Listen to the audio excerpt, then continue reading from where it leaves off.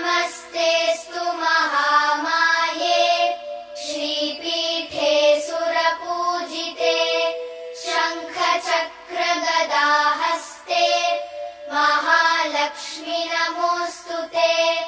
नमस्ते गरुडारूढे कोलासुरभयङ्करि सर्वपापहरे देवी महालक्ष्मि नमोऽस्तुते। सर्वज्ञे सर्ववरदे सर्वदुष्टभयङ्करि सर्वदुःखहरे देवी महालक्ष्मि नमोऽस्तुते।